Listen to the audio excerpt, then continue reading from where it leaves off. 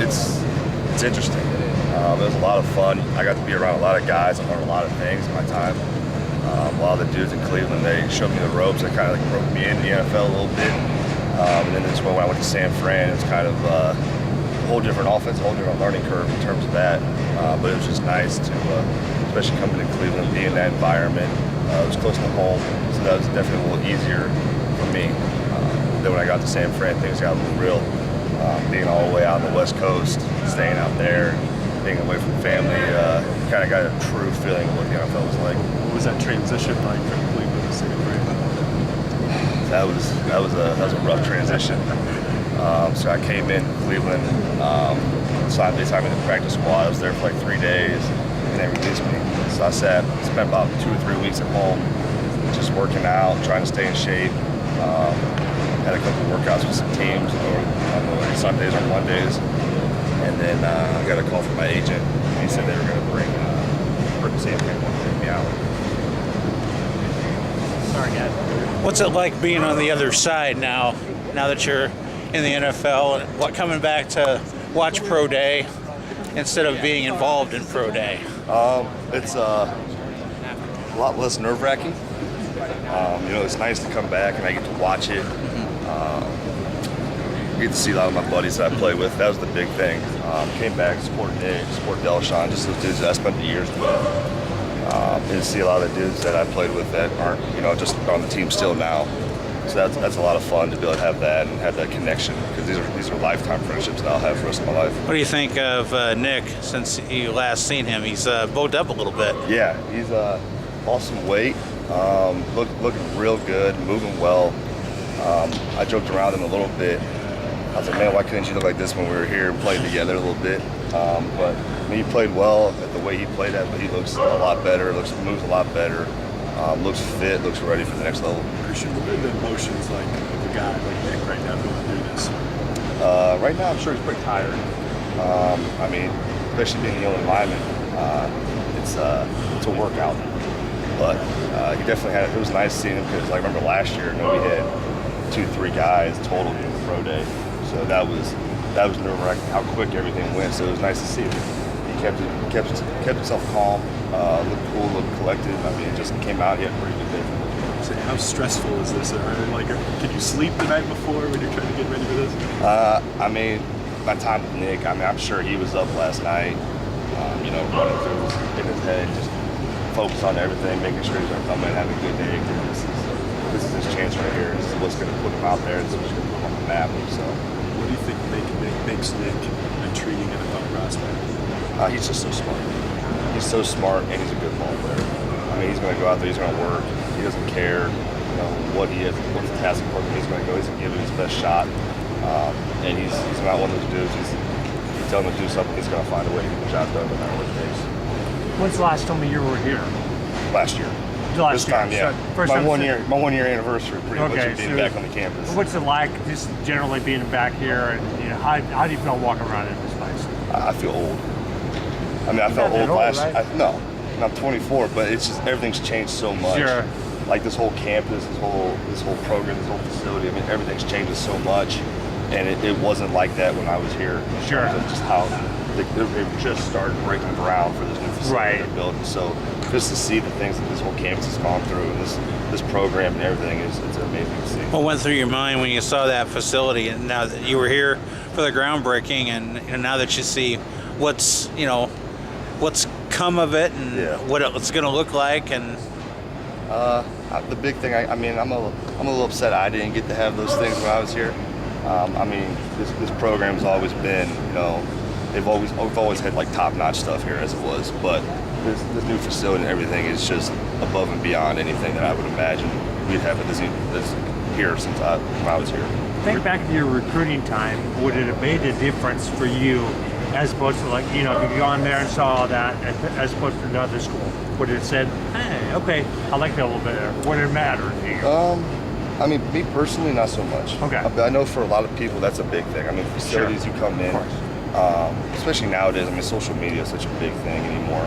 Social media was just becoming popular when I was going through recruiting. Like I would get pictures in the mail. They'd Photoshop my head, like on me, like just doing. They still do it to this day, but like I was like, oh, that's the best thing ever. Now you got social media; they're making the people are like making the pictures for you and all edits and all that stuff, and it's a whole different game now than what I was used to. Okay. So what's your next step now with your professional career? So I go back out in San Fran in April, and then we start like OTAs and mini camp and all that stuff. So what's working with Shanahan out there? I mean, like I said, like I was in Cleveland. It was kind of nice because I came in. It was a similar offense to what I ran here, so it wasn't so much of a learning curve in that aspect on the offensive end. Then when I got out to San Fran, I had to learn everything. It was a whole different technique for offensive line, whole new playbook, something I had never touched on. It was very similar to what I saw what they ran here this past year with Rod. So it was fun to see that. This way I could relate. I was talking to Nick during the season. But I'm keeping touch here and there with some of the other guys too. And just the similarities that we had in the way that the offenses work and stuff like that, and the way that they were taught to how to pick it up the block was cool to be able to have that kind of topic we're talking about. Was that person that you met that he was like a pinch me moment a little bit? Was it Jimmy Garoppolo or something like that? A little bit. I mean, it's just, I would say the big one was Richard Sherman. I mean, mostly the big thing too was like, I remember we were at practice one day and I'm running the scout team and they had me pull on a play. And I'm pulling outside, I'm looking for my guy I'm supposed to pick up, and I'm looking for a DB. And that's really what I was supposed to go for. And I see Sherman come from the other side. And I'm like, okay, that's kind of the guy I'm supposed to block, but like I don't know if I'm okay, if I'm allowed to touch him or hit him. So I just remember, like I just put my hands up and just ran right by him, and I was like, I'm not about to risk my career for this right now. So that was, I think that was probably the biggest one that I saw that really like kind of blew me away, just because he's, like you look at him, he's such a smart player, and he's so big to be a DB in the NFL. I mean, you don't see dudes that size or that smart, that just gifted in terms of how he can play. But the biggest thing, like I said, I mean, he's been able to play as well as he does is because he's smart. The way he's in the film room from all the DBs that I've been around, talking to him, they said the way he prepares is above and beyond. Maybe he'll get Le'Veon Bell too, right? Yeah, we'll see. I mean, we'll see. There was that whole rumor we're going to get AB at one point too, but I mean, it's crazy. I mean, there's so many speculations with this level that you're going to get certain people, and it's just funny to see how things work out. Is it stressful being on a scout team a little bit? A little bit, just because you're at the bottom of the totem pole. But I mean, the big thing is if you show up every day, you do what you're supposed to do. I mean, you can only control so much. You control what you can control, and that's the biggest thing with the whole NFL. Like, you come in. I mean, there's always going to be somebody that's better than you. There's always going to be somebody more gifted, faster, quicker, bigger, faster. I mean, anything. I mean, they're always going to be better. And so it's your work ethic and how you prepare is what's going to set you apart. Have they ever put you in multiple spots or just one? I've played both tackles and both guards. Okay, so and that's got to be good. I think it's going to be helpful. Yeah. They got to change. Remind me, who did you have as offensive line coach? You went through a few, right? Here. Yeah, at Illinois, yeah. Good. So I finished with Bucky's. Okay. Yeah. So now he's gone. Yep. I mean, obviously he was here when you left. What's that going to be for these guys? Have you met Bob I have not met him yet. I've heard a lot of good things about him though. Okay. And the big thing, I mean, you need to have a guy that, from what I've heard too, is he knows a lot about football. He's a smart guy, smart coach, and that's important. I mean, the big thing too is when you come in, I mean, learning the game is the first step. Everybody can go out and run, and especially as a lineman, you can get in the way, and you can have minimal techniques like that. But to have a guy that can come in, he's smart, knows, been around the game enough, and he can break you down and teach you a lot of new things. That's really important. So Illinois doubled their wins and kind of getting a little bit more momentum. Where do you think this program's at? I mean, the sky's the limit with this program. I mean, we've had so much instability the past few years, especially my time here. And now you're starting to see that this program's starting to get its feet on the ground, and it's awesome to see, especially as an alumni. I mean, to get those wins and all that stuff. And there was a lot of games last year where it was so close. It was just, you just didn't have that experience or whatever. Those guys that were ready to make that next jump. So I think these next few years are going to be big. How'd you feel about Ted Karras getting into the ring? He's the luckiest dude I know. He's the luckiest dude. Do you talk to him? Yeah, I assume you do, right? No, actually, no. I mean, it's so hard. It's hard to stay in touch with a lot of people. Sure. And I mean, when Teddy and I were here, we had a good connection. But obviously, you live different lives. You find those people that you're close enough with that you can keep in touch however you can. But he's one of the guys that I wish I would have stayed in touch with a little bit more. But obviously now, I mean, he's pretty successful at doing all his things. So you saw Vidarian Alex Malcheski when they're like freshmen, and now they're juniors. Right now, they're kind of Alex is one of the best offensive linemen in the Big Ten. Has their growth surprised you a little bit?